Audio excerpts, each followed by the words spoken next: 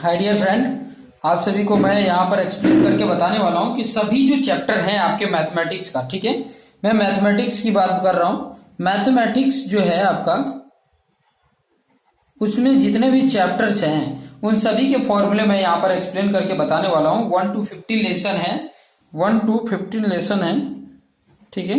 Lesson 1 to 15 है, उन 15 lesson का फॉर्मूला मैं यहाँ पर एक्सप्लेन करके बताने वाला हूँ ताकि आपको आइडिया भी मिल जाए और आपको समझ में भी आ सके, ठीक है। तो देखिए, पहला अगर जो चैप्टर की अगर मैं बात करूँ, चैप्टर नंबर 1 का, तो चैप्टर नंबर 1 में जो फॉर्मूले हैं उसकी मैं यहाँ पर आपको डिस्कस करके बताने वाला हूँ। तो पहला आ जाता है इसमें ना, ये आ जाता है यूक्लिड जो होता है ना, यूक्लिड्स डिवीजन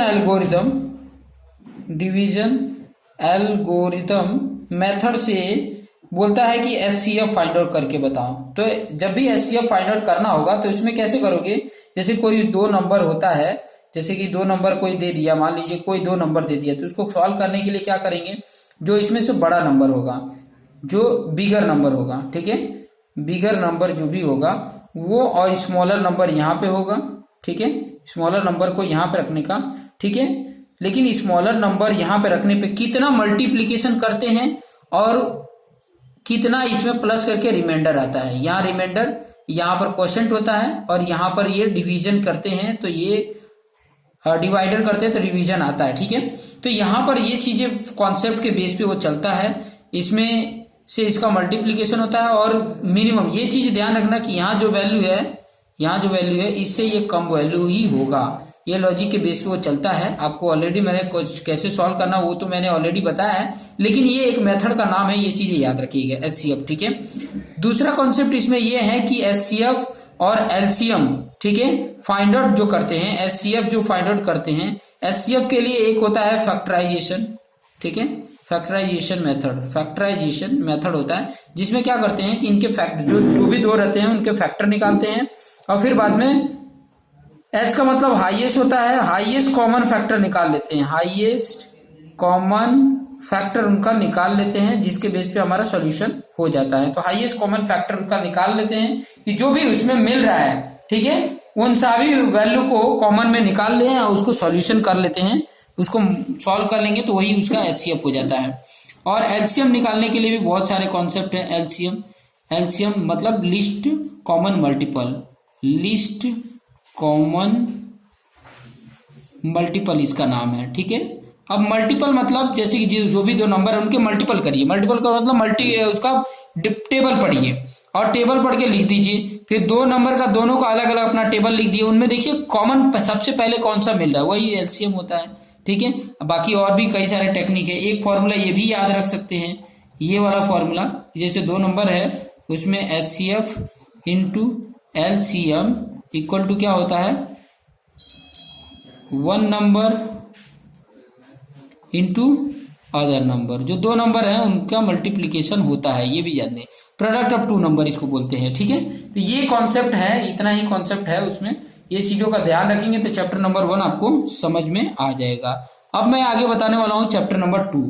चैप्टर नंबर 2 आपको यहाँ पर बताने वाला हूँ जो आपके काम आ सकता है। चैप्टर नंबर 2 में क्या है, पॉलिनोमियल है, पॉलिनोमियल, ठीक है। पॉलिनोमियल में क्या सीखना है वो चीजें भी यहाँ पर मैं बता देता हूँ। इसमें आपको पता करना होगा कि कोई भी आपके पास जैसे कि दे दिया गया है पॉलिनोमियल, तो उसको पहले तो फाइंड आउट करना होगा कि ये पॉलिनोमियल है या नहीं है, ठीक है।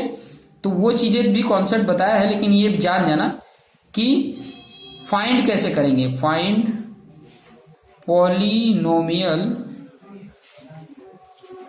और नॉट, ठीक है, पता करना है, ठीक है, पता, फाइंड आउट बोल सकते हैं, फाइंड आउट पॉलिनोमियल्स और नॉट, ठीक है, पॉलिनोमियल्स है या नहीं है।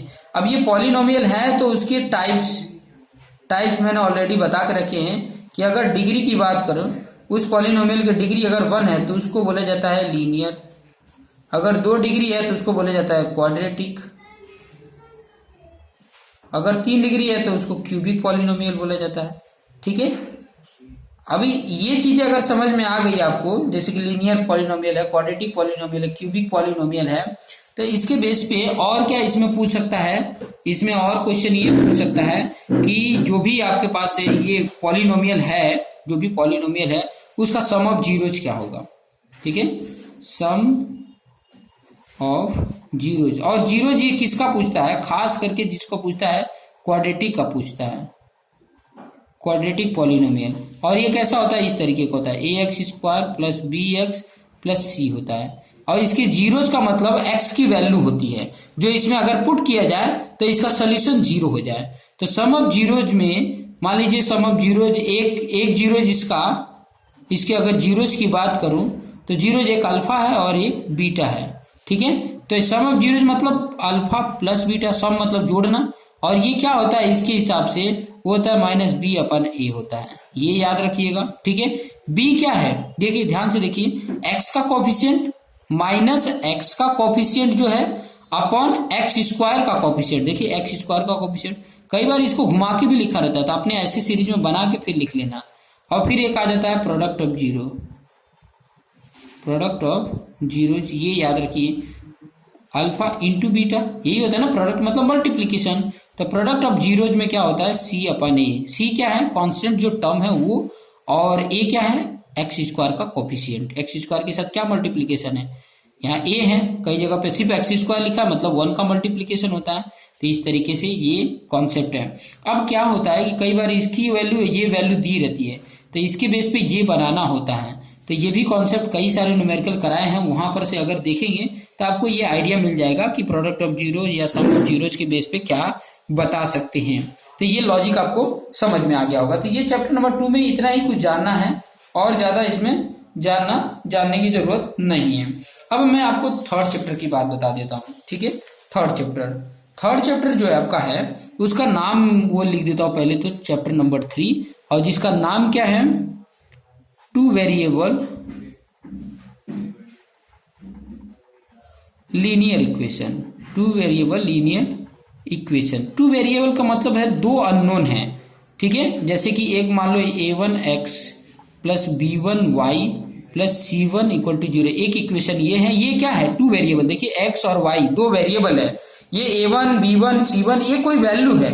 ठीक है, तो ये मैं इसलिए 1 में लिखा क्योंकि दो मैं लिख रहा हूं, दो इक्वेशन लिख रहा हूं, ये दोनों क्या है लीनियर है, ये दोनों क्या है लीनियर है। अब ये दो लीनियर इक्वेशन हैं, तो इसके बेस पे क्या पूछ सकता है कि ये दोनों लीनियर इक्वेशन, कंडीशन मैं यहाँ पे बता देता हूं सब कुछ के लिए कंडीशन, कि ये दोनों क्या है। अगर मान लीजिए कि पैरेलल है, पैरेलल का मतलब ये होता है कि ये कहीं पे कटेंगे नहीं, तो इसके लिए इनका कभी भी x और y की वैल्यू नहीं आएगी, नो सोल्यूशन, कभी भी सोल्यूशन ही नहीं मिलेगा कि x की वैल्यू और y की वैल्यू क्या होगी।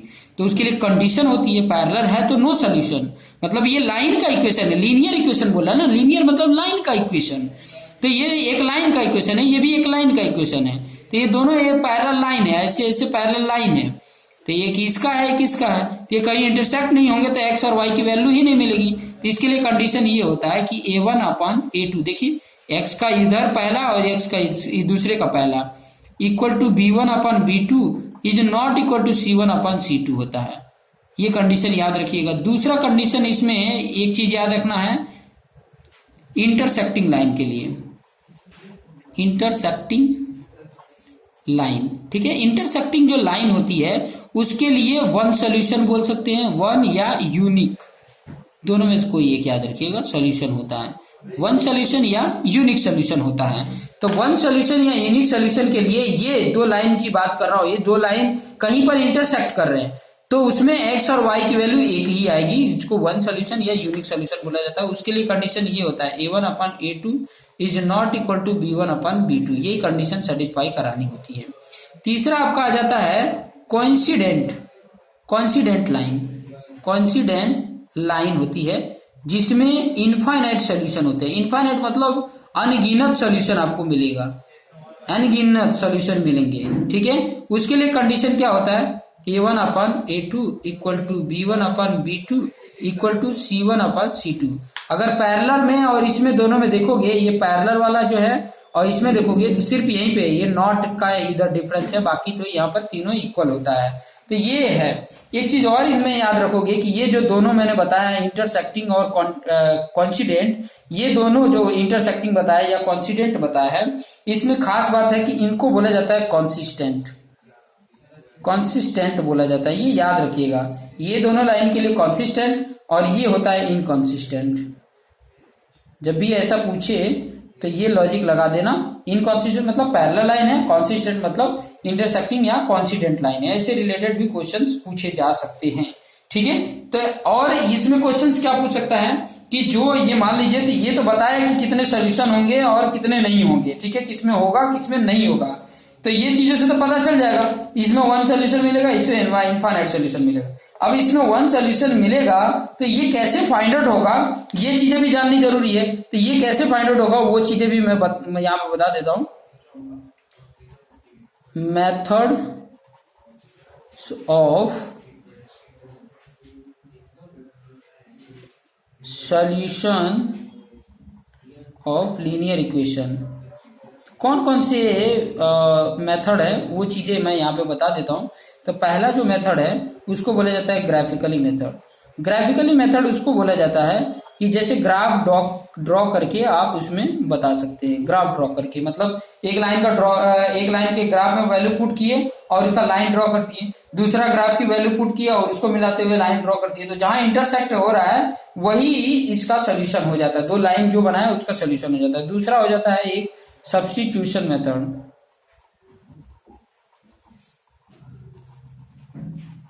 तीसरा आपका है एलिमिनेशन मेथड।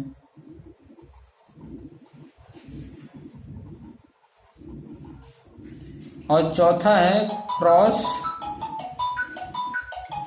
मल्टीप्लिकेशन मेथड होता है। क्रॉस मल्टीप्लिकेशन मेथड आता है, क्रॉस मल्टीप्लिकेशन मेथड। ये 4 मेथड है, ये याद रखना। हालांकि इस एग्जाम के लिए ये 3 इंपॉर्टेंट है, ये चीजें याद रखेंगे। तो ये चीजें आपको समझ में आ गई, ठीक है, कि ये चैप्टर नंबर 3 थे जो इसके लॉजिक आपको समझ में आ गए। अब कुछ चैप्टर नंबर 4 की तरफ बढ़ते हैं। चैप्टर नंबर 4 में आपको क्या सीखना है वो चीजें मैं यहाँ पर बता देता हूँ। जो आपका चैप्टर 4 है उसका नाम है क्वाड्रेटिक इक्वेशन। मैं हर चैप्टर का ये फॉर्मूला इसीलिए बता रहा हूँ ताकि आपको याद भी रह सके। ये चैप्टर नंबर 4 है क्वाड्रेटिक इक्वेशन। इसमें आपको जानना है कि कैसे इक्वेशन होता है। इस तरीके का ax² plus bx plus c equal to 0, इस तरीके का इक्वेशन होगा, ठीक है। ये चीजें पॉलिनोमियल में भी आपने देख लिया। अब इसको सॉल्यूशन करने के लिए x की वैल्यू फाइंड आउट करने के लिए x की वैल्यू की अगर मैं बात करूं तो x की वैल्यू क्या बोला जाता है, जीरोज बोला जाता है, ठीक है, जीरोज बोला जाता है। आगे ऊपर पॉलिनोमियल में भी मैंने बताया आपको कि x की कौन सी वैल्यू यहाँ पे पुट किया जाए, और उसी को रूट भी बोला जाता है, रूट्स भी बोला जाता है। तो रूट्स तो वो चीजें तो है। अब इसका अगर मान लीजिए कि इसके रूट्स फाइंड आउट करनी है तो फाइंड आउट करने के लिए कई सारे मेथड होते हैं। इसके रूट्स फाइंड आउट करने के लिए मेथड्स हैं, वो यहाँ पर नाम बता देता हूँ, फिर और भी कॉन्सेप्ट है वो भी यहाँ पर बता दूंगा। तो रूट्स फाइंड आउट करने के लिए जो मेथड होते हैं, ठीक है, इसके रूट्स फाइंड आउट करने के लिए, फैक्टर करने के लिए, तो एक तो पहला है फैक्टराइजेशन मेथड, ठीक है। फैक्टराइजेशन मेथड अगर ये आपको अगर आ जाता है ना फैक्टराइजेशन मेथड, तो इसके बेस पे आप थर्ड से जो आपका सेकंड चैप्टर है उसमें से भी कुछ आपको हेल्प कर सकता है। फिर बाद में एक आता है completing square method. Completing square method है जो इस टाइम पे इस समय में आपके ये कैंसल है, लेकिन फिर भी जानते रहिए कि मेथड का नाम है। तीसरा है quadratic formula, quadratic formula method है, ठीक है। क्वाड्रेटिक फॉर्मूला मेथड से अब इसका फॉर्मूला भी मैं यहाँ पे बता देता हूँ कि x की वैल्यू फाइंड आउट करने के लिए ये है -b plus minus under root b² minus 4ac upon 2a, 4ac है, ठीक है। तो ये फॉर्मूला है क्वाड्रेटिक फॉर्मूला। इसको फॉर्मूले का यूज करके x की वैल्यू हम फाइंड आउट कर लेते हैं, 2 वैल्यू मिलती है, ठीक है। अब ये कंडीशन है, ये जो b² माइनस 4ac है इसको d भी बोला जाता है, डिस्क्रिमिनेशन, ठीक है, डिस्क्रिमिनेट बोला जाता है। अब ये d की वैल्यू के लिए कंडीशन है, ध्यान से समझिएगा कि अगर d की वैल्यू होता है क्या है b² माइनस 4ac, अगर ये वैल्यू ग्रेटर देन 0 होता है तब इसके 2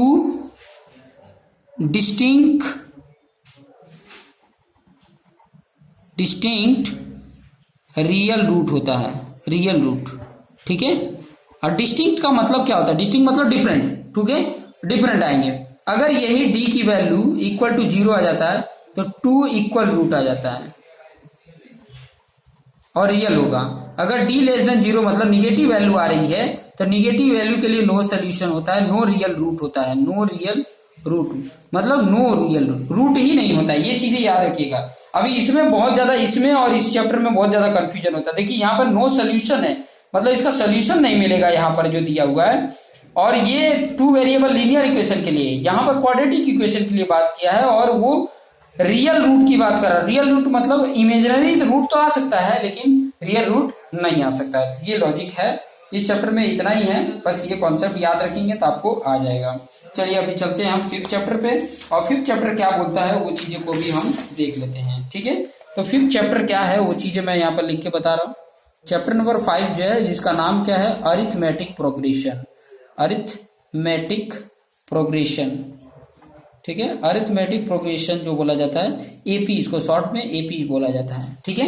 अब एपी ये कहता है कि जब भी कोई एपी होगा, एपी कोई होगा, मान लो ए है, बी है, सी है, डी है, ई है, एफ है, जी है, कोई भी नंबर हो सकते हैं, ठीक है, ऐसे नंबर है। तो इसमें एक चीज आएगा कि पहले नंबर की ये एपी है या नहीं है। एपी लिखा है तो ये एपी है, नहीं लिखा है तो बोल सकता है कि ये जो लिस्ट ऑफ नंबर है एपी है या नहीं है, वो बताइए। तो वो कैसे बताएंगे, तो उसका कॉमन डिफरेंट डी क्या होता है, ये देखिए इसके बाद वाले में से इसके पहले वाला बी माइनस ए बोल सकते हो, या डी माइनस सी बोल सकते हो, या सी माइनस बी बोल सकते हो। देखिए इसमें से इसको माइनस करना है, इसको में से इसको, जब अगर ये सेम आते हो, हर कंडीशन में सेम आता हो, इक्वल आता हो, तब तो ये एपी होगा, नहीं तो नहीं होगा, ठीक है। ये कंडीशन है। प्लस माइनस का भी डिफरेंट नहीं होना चाहिए, ये भी ध्यान रखेंगे। तो डी सेम आता है तो तब इसको एपी बोलेंगे, नहीं तो नहीं बोलेंगे। अब इसमें क्या हो जाता है कि अगर मान लीजिए कोई एपी है, ये ऑलरेडी एपी है, तो इसके मान लीजिए कि कोई नंबर का टर्म फाइंड आउट करना है, जिसको ए एन बोलते हैं, कोई नंबर का टर्म फाइंड आउट करना है, तो उसमें क्या बोलते हैं ए एन, मतलब मान लीजिए कि ए एन, एन एन का मतलब है मान लो 10 नंबर का, 11 नंबर का, 12 नंबर का, 4 नंबर का, 5 नंबर का, अगर टर्म पूछ रहा है, तो इसका फॉर्मूला होता है ए प्लस एन माइनस 1 डी, ये फॉर्मूला होता है। अब इसमें देखिए ये क्या है, nth टर्म है, ये टर्म बता रहा है, ठीक है, कि उस वाले टर्म पे कौन सी वैल्यू है। जैसे मान लो 5वां पूछेगा तो 1 2 3 4 5 पे ई है, ठीक है, और ये ए क्या है, फर्स्ट टर्म है, ठीक है, फर्स्ट टर्म मतलब पहला क्या है वही है ए, और ये डी क्या है, कॉमन डिफरेंट। इन सब के बीच में कॉमन डिफरेंट क्या है, जिसकी वजह से हम इसको बोल रहे हैं एपी, और ये एन मतलब जो एन वाला टर्म था वो एन लिख देंगे। तो ये था ये आपका ए एन, किसी का टर्म फाइंड आउट करना। इसके बाद एक आ जाता है सम फाइंड आउट करना, सम ऑफ, ठीक है, एपी के सम फाइंड आउट करना, मतलब ये जो दिया है इसका सम फाइंड आउट करना। सम मतलब ये सबको जोड़ दिया जाए, ऐड कर दिया तो कितना होगा। तो छोटे छोटे नंबर होता है ऐड करना आसान हो, लेकिन जब बड़े नंबर हो जाते हैं ना तो उसको ऐड करना मुश्किल हो जाता है। इसीलिए ये फॉर्मूला आया है जिसको एस एन से इंडिकेट करते हैं। इसका फॉर्मूला है एन अपन 2 ए प्लस एन माइनस 1 डी, ठीक है।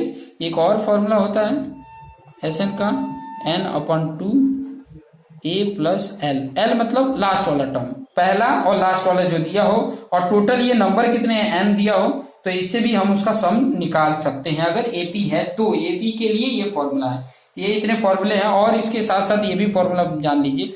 जैसे मान लीजिए ए एन फाइंड आउट करना हो तो ये भी होता है S N minus S N minus 1, मतलब लास्ट वाला टर्म का सम और उसके एक छोड़ के पहले वाले टर्म का माइनस कर देंगे तो ए टर्म ए एन का भी ये भी फॉर्मूला हो जाता है। एक ए एन का आपने यहाँ फॉर्मूला देख लिया, ठीक है। ये लॉजिक आप इस तरीके से करके फाइंड आउट कर सकते हैं, ठीक है। तो ये चीजें आपको समझ में आ गई चैप्टर नंबर 5। चैप्टर नंबर 6 पे चलते हैं। चैप्टर नंबर 6 क्या है, ट्राइंगल, ठीक है, ट्राइंगल। अब ये ट्राइंगल जो है इसमें एक आ जाता है पहला basic proportionality theorem, basic proportionality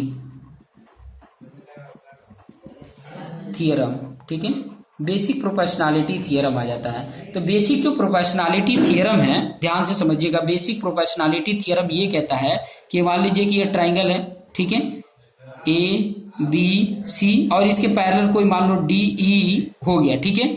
तो ये कहता है बेसिक प्रोपोर्शनैलिटी कि ये जो एडी है, देखिए ये B C parallel to D E किया है, तो बेसिक प्रोपोर्शनैलिटी कह रहा है कि AD upon DB, A D upon D B equal to A E upon E C, A E upon E C, ये कहता है।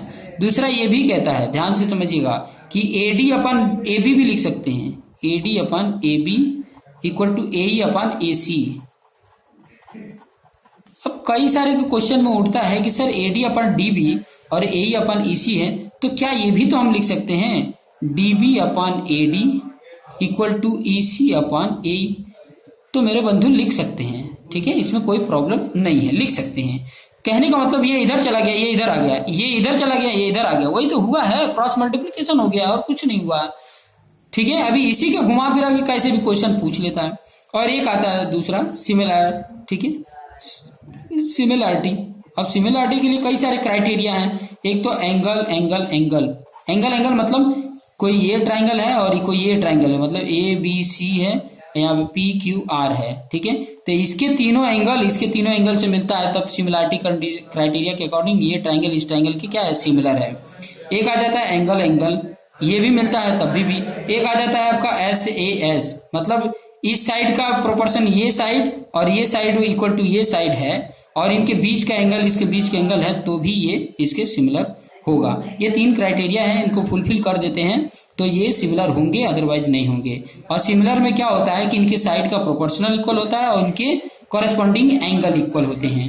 तो यही है पूरे सिमिलरिटी ट्राइंगल वाले चैप्टर में, और कुछ नहीं है। और पहले नंबर तो ट्राइंगल का कॉन्सेप्ट सीखना हो तो ऑलरेडी मैंने अलग से वीडियो डाल के रखा है कि टाइप ऑफ ट्राइंगल क्या होता है, ठीक है। तो ये चीजें चैप्टर नंबर 6 से जान सकते हैं। चैप्टर नंबर 7 पे चलते हैं। चैप्टर नंबर 7 का नाम है कोऑर्डिनेट ज्योमेट्री, ठीक है। चैप्टर नंबर 7 का नाम है कोऑर्डिनेट ज्योमेट्री, कोऑर्डिनेट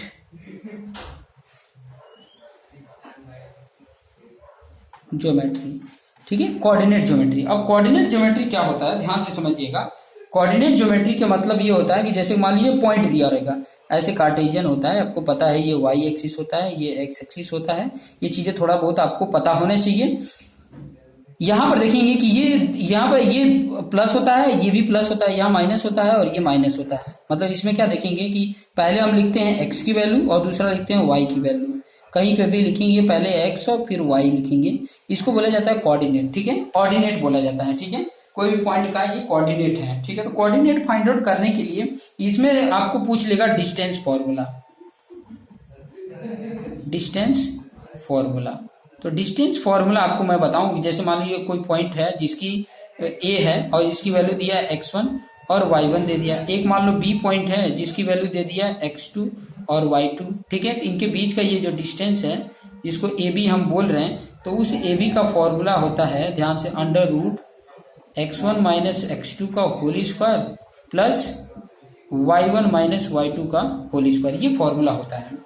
अब इसी में एक और कोई कंडीशन पूछ सकता है, ये द डिस्टेंस का फॉर्मूला है। अगर कई बार पूछ लेगा कि इसका मिड पॉइंट का फॉर्मूला, मान लो m है, तो ये m का फॉर्मूला क्या होगा, तो मिड जो होता है, मिड मतलब पॉइंट पूछ रहा है, मतलब एक्स वाई की वैल्यू पूछ रहा है। तो इस एक्स वाई की वैल्यू निकालने के लिए ये फॉर्मूला है, पहला x1 plus x2 divide by 2 और दूसरा मिलेगा y1 plus y2 divide by 2, mid formula हो गया। कई बार इसको रेशियो में डिवाइड कर देता है, मान लीजिए कि कोई लाइन है, ये डिस्टेंस और मिड, ये मिड फॉर्मूला है, मिड ऑर्डिनेट बोला जाता है इसको, mid ordinate, mid point formula, ठीक है।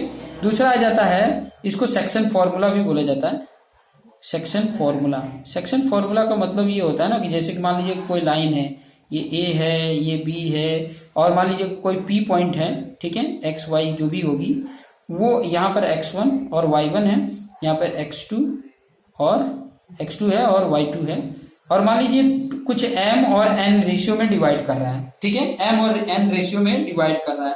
तो जब भी ऐसे कंडीशन होते हैं तो देखिए उसके ये x और y का मतलब p पॉइंट फाइंड आउट करना है, तो उसके लिए फॉर्मूला होता है, ये देखिए m x2 plus n x1 upon m1 plus m2, और दूसरा ये x की वैल्यू हो गई, और एक होता है m y2 plus n y1 upon m plus n हो जाता है। तो ये फॉर्मूला हो जाता है। इस तरीके से आप निकाल सकते हैं कि इस x की वैल्यू, देखो m और n दिया होगा तो ठीक है, नहीं दिया जाएगा तो उसके हम कंपैरिजन करके निकाल लेते हैं। तो ये फॉर्मूला है, ठीक है, distance formula, section formula, mid ordinate formula देख लिए। ऐसे क्वेश्चंस से रिलेटेड ही यही फॉर्मूले का यूज करके आगे भी बहुत सारे कॉन्सेप्ट को क्लियर किया है। तो ये चीजें अपने ध्यान में रखना है। इस तरीके से जो चैप्टर नंबर 7 है उसके फॉर्मूले आपके सामने कंप्लीट हो जाते हैं। चैप्टर नंबर 8 पे आ जाते हैं। चैप्टर नंबर 8 क्या बोल रहा है वो लॉजिक भी यहाँ पर क्लियर कर लेते हैं। ठीक है, चैप्टर नंबर 8 का नाम क्या है? चैप्टर नंबर 8 देखेंगे तो काफी सारे फॉर्मूले जिसका नाम है ट्रिग्नोमेट्री। ठीक है, ट्रिग्नोमेट्री। तो ट्रिग्नोमेट्री का बेसिक ट्रिग्नोमेट्री की बात कर रहा है, बेसिक ट्रिग्नोमेट्री। तो ट्रिग्नोमेट्री में आपको पहले तो ये याद रहना चाहिए, साइन थीटा, लाइन से याद रखिए, cos theta, tan theta, cot theta, sec theta, cosec theta. ये आपको लाइन से पहले तो याद रहना चाहिए। ठीक है, थोड़ा सा ब्लर हो रहा है, उसको सही कर लेता हूं मैं। हाँ ठीक है, अभी थोड़ा सा ब्लर हो रहा था, अभी थोड़ा सही हो जा रहा था। थोड़ा सा वेट करेंगे, सही हो जाएगा, क्योंकि ब्लैंक जब रहता है ना तो थोड़ा ब्लरिंग होता है, बाकी सही आ जाता है। ठीक है, तो ये आपके सामने जो था sine theta, cos theta, tan theta, cot theta, sec theta, ये चीजें आपको पता होना चाहिए। पहले तो इसके दूसरा इंपॉर्टेंट ये दे देगा कि इनके एंगल से रिलेटेड। ठीक है, थोड़ा ब्लरिंग ज्यादा ही हो रहा है।